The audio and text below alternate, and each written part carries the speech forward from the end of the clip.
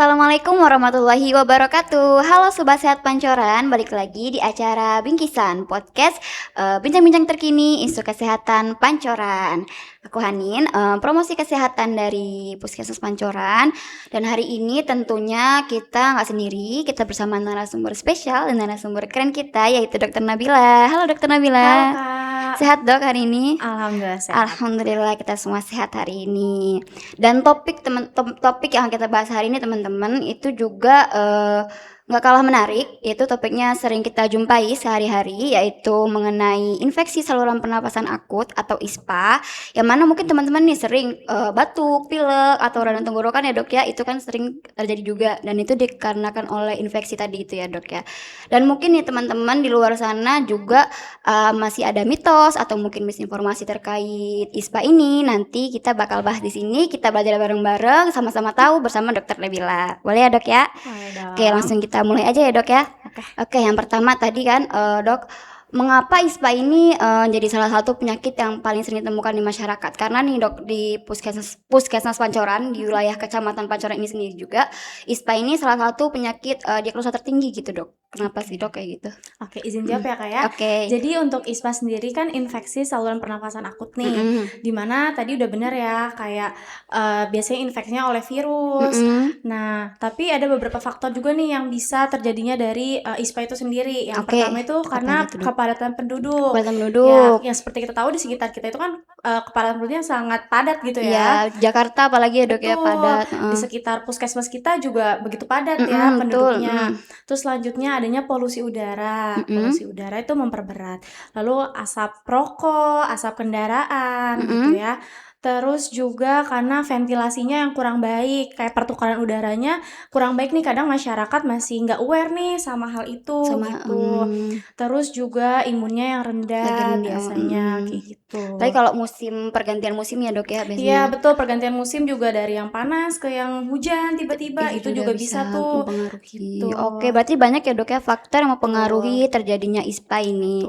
Oke, nah dok, seperti yang kita tahu tadi sebelumnya kayak batuk, pilek itu kan sering ya terjadi di masyarakat. Betul, tapi mungkin ada sering. ya kan, jadi bisa jadi ada ISPA lain juga nih gitu kan ya. Nah, apa sih dok perbedaan antara ISPA ringan yang mungkin kayak batuk, pilek tadi dengan ISPA yang perlu mendapatkan penanganan secara segera? Jadi untuk yang ISPA ringan itu ya Kak, biasanya kayak kita temuin di pasien nih yang kayak masih bisa datang ke poli ya, kayak cuman batuk, pilek, bersin-bersin, ada demam ringan, sama biasanya tuh dia ada nyeri tenggorokan. Betul, tapi biasanya kalau ada yang berat yang harus ke IGD atau kayak ke ruang tindakan gitu ya, itu biasanya kayak nafasnya udah cepet nih, terus ada tarikan dinding dada. Kalau misalkan kita cek saturasinya itu biasanya kurang dari 94%. Lalu juga ada yang demam menetap, lalu biasanya beberapa pasien tuh ada yang sampai penurunan kesadaran kayak gitu. Makanya kita butuh penanganan segera kalau udah sampai penurunan kesadaran. Oke, berarti sobat sehat juga jangan ragu ya dok untuk periksa. Kalau misalnya udah mengalami keadaan-keadaan seperti itu, jangan ragu untuk periksa ke fasilitas kesehatan terdekat ya dok ya. Nah dok, tadi udah nih faktor-faktor yang dibahas tadi kan di awal. Nah setelah faktor mungkin kita bisa membahas tentang cara penanganannya nih dok. Nah langkah sederhana apa yang dapat dilakukan untuk mencegah ISPA yang bisa dilakukan teman-teman di rumah gitu, mulai dari di rumah. Oke, baik. Jadi kan ISPA sendiri itu kan biasanya dari virus ya Kak ya? Iya betul. Nah, tapi ISPA itu sendiri tuh sebenarnya self-limiting disease atau hal penyakit yang bisa sembuh dengan sendirinya. Betul. Nah, tapi pencegahannya tuh apa aja sih? Biasanya tuh kayak kan biasanya menularnya tuh bentuknya tuh aerosol atau droplet. Nah, kita bisa mulai dari menjaga sikap saat bersin, saat batuk, lalu juga misalkan cuci tangan yang baik dan benar gitu. Terus kalau misalkan emang batuk ke benda terkontaminasi, coba dibersihkan terlebih dahulu agar tidak terkena ke orang lain seperti itu. Oke, jadi kalau misalnya sakit bisa pakai masker juga ya dok ya, biar tidak menularkan ke orang lain. Berarti intinya perilaku hidup bersih dan sehat itu kita terapkan. PHBS ya. Ya betul. Oke. Nah mungkin nih sesi yang teman-teman tunggu-tunggu mungkin seru juga nih dok, mitos atau fakta. Kita main itu dulu ya dok ya. Sebentar, oke. Pertama, mitos atau fakta minum es bisa menyebabkan ISPA. Oke, jadi sebenarnya es itu mitos ya Kak ya buat menyebabkan Mitos. ISPA karena nggak ada jurnal yang menjelaskan kalau misalkan minum es itu bisa membuat ISPA. Mhm. Tapi mungkin bisa menjadi faktor resiko yang memperberat gejala dari ISPA itu sendiri. Oh, Misalkan kayak oke. kan kalau ISPA tuh biasanya kita ada radang tenggorokan kan. Mhm. Nah, biasanya kadang di beberapa orang itu kalau minum es atau kayak jajan es Mhm sembarangan mhm. itu bisa memperberat dari radangnya itu Radang sendiri. sendiri. Tapi itu karena es yang kita beli kan kadang kita nggak tahu nih cara pembuatannya Iya, dari air betul yang betul. bersih atau yang kotor. Mhm. Nah, jadi itu bisa memperberat gejalanya. Cuman untuk menjadikan, jajan es atau kayak minum es itu bisa jadi ISPA itu enggak juga gitu, Oke. cuman hanya memperberat aja. Oke, berarti, minum es itu mitos menyebabkan ISPA, tapi teman-teman tetap harus memperhatikan apa yang dikonsumsi gitu ya, Dok, ya? Betul Oke. betul. Lalu yang kedua, mitos atau fakta, semua batuk dan pilek memerlukan antibiotik? Oke. Jadi, mitos ya, Kak, soalnya, ISPA itu sendiri kan biasanya, Mhm, dari virus ya. Tadi aku udah jelasin juga kalau itu self limiting disease atau penyakit yang bisa, sembuh dengan sembuh sendiri. sendiri Mhm, dengan penanganan yang baik seperti, kita harus rehidrasi, kayak kita kecukupi cairan tubuh, terus makan mhm, yang bergizi, kelola stres, istirahat yang cukup, mhm. berolahraga dengan baik, dan juga, menggunakan obat-obat simptomatik atau sesuai gejala. Sesuai Itu sebenarnya, oke. nggak terlalu perlu untuk antibiotik, Oke, berarti mitos gitu. ya teman-teman, nggak perlu, antibiotik untuk saat kita mengalami flu atau, ISPA itu batuk sendiri. tadi. Oke. Lalu yang selanjutnya, mitos atau fakta, ISPA bisa sembuh sendiri tanpa pengobatan?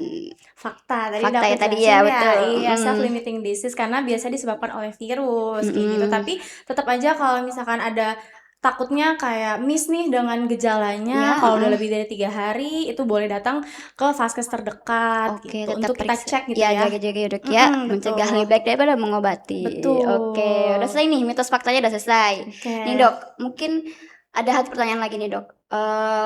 Jadi kan lagi rame juga nih di Mhm, TikTok-TikTok kayak misalnya air purifier tuh, banyak kan betul. kayak brand-brand tuh ngeluarin air purifier. Nah, Mhm, sebenarnya apakah penggunaan air purifier atau mungkin tanaman di rumah dapat mhm. membantu mengurangi resiko gangguan pernapasan?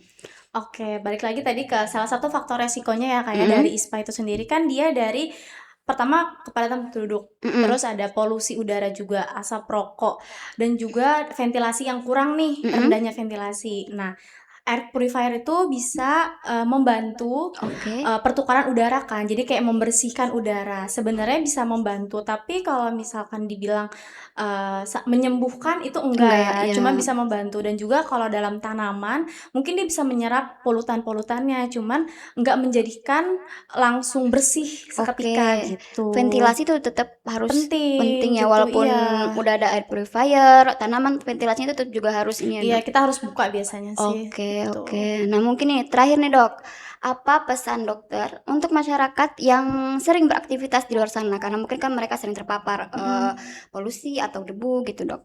Oke, biasanya sih aku cuma menyarankan kalau keluar misalkan kita mau kerja di luar gitu ya, kayak misalkan Mhm, naik ojol, itu kan kita akan terpapar polusi, asap rokok di jalan gitu kan, sebisa mungkin kita pakai masker. oke. Ya sebisa mungkin kita pakai masker untuk melindungi diri kita dulu sebelum kita, menularkan ke Ke orang orang lain, iya lain gitu. betul. Terus yang kedua kita harus belajar etika batuk ya kan, Ketika batuk gimana, Dok? itu. Boleh deh. Jadi kalau kita batuk tuh nggak boleh pakai telapak tangan, Oke, Kak. nggak Jadi boleh kita telapak harus tangan. pakai bagian siku dalam, Mhm, gitu. Jadi, bentuknya kayak gini, mhm. oke. Nah, kita biasakan harus, punya etika batuk seperti itu, Ketika biar batuk. nggak kemana mana nih si aerosolnya, ya kan. Terus juga kita harus mencukupi gizi harian kita, Oke. jangan jangan keseringan karena kan zaman sekarang kan banyak makanan Betul yang betul. viral ya, Kak, ya, Heeh. gitu. Kita harus memilah-milah lah gizi yang bisa kita Kita asup gitu kan. oke. Intake kita juga harus kita ukur gitu ya, terus juga olahraga yang cukup nih. Terus zaman sekarang kan pada suka begadang, nah Mhm. jam tidurnya tuh harus diperbaiki kayak gitu. Terus juga minumnya cairan tubuh itu sangat penting biar kita nggak Tetep dehidrasi ya, gitu. Itu oke. aja sih Kak, udah cukup. Oke, itu aja ya, Dok, ya. Ya, Oke, menarik sekali hari ini teman-teman. Dok, mungkin aku boleh simpulkan sedikit ya, Dok, ya, ya. Yang pertama yaitu apa namanya, ISPA ini adalah penyakit yang mudah menular tapi juga bisa dicegah. betul. Asalkan kita menerapkan PHBS tadi ya, Dok, ya. Mhm, Kayak aktivitas fisik, kemudian makannya kita juga, lalu cuci tangan pakai sabun sabun, lalu menjaga kebersihan sekitar kita dan menjaga kebersihan lingkungan kita. Betul.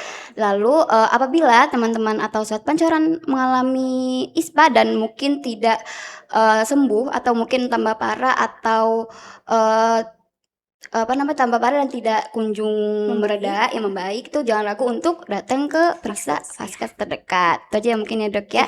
Oke, terima kasih banyak Dokter Nabila hari ini. juga, Kak. Sangat menarik hari ini ya. Jadi tadi tentang ISPA tadi. Terima kasih juga untuk Sobat Sehat Pancoran. Semoga episode kali ini dapat membantu atau membuka wawasan teman-teman semua tentang menjaga kebersihan diri dan kebersihan keluarga dan teman-teman terdekat kita. Sekian dari kami, sampai jumpa di bingkisan selanjutnya. Bye bye.